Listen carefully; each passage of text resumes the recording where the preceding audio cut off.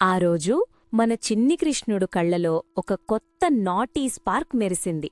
అక్కడ చూస్తే అన్నయ్య బలరాముడు మాత్రం ప్రపంచాన్ని మర్చిపోయి ఫుల్ డీప్ మెడిటేషన్లో ఉన్నారు. ఇదే రైట్ ఛాన్స్ అనుకున్న కన్నయ్య అస్సలు సౌండ్ రాకుండా సైలెంట్గా వెనక నుండొచ్చాడు. పక్కనే ఉన్న దర్భగడ్డితో అన్నయ్య లాంగ్ హెయిర్ని ఎంత స్లోగా అంటే గాలికి కూడా తెలియకుండా గడ్డికి కట్టేశాడు. ఏమీ తెలియనట్టు చాలా ఇన్నోసెంట్గా పక్కకు వెళ్లి నిల్చున్నాడు.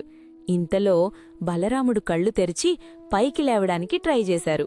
అంతే, జుట్టు వెనక్కి లాగడంతో షాక్ అయ్యి అయ్యో అంటూ మళ్ళీ కింద పడ్డారు. ఆ సీన్ చూడగానే కృష్ణుడికి నవ్వాగలేదు. పకపక నవ్వేశాడు. బలరాముడు మాత్రం కోప్పడ్లేదు.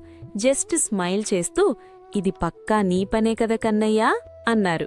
వాళ్ళిద్దరి బాండింగ్ అలాంటిది మరి. అక్కడ యాంగర్ లేదు, ఉన్నదంతా ప్యూర్ లవ్. నిజమే కదా, బృందావనంలో కృష్ణుడు చేసే ప్రతి లీల ఒక బ్యూటిఫుల్ మెమరీ.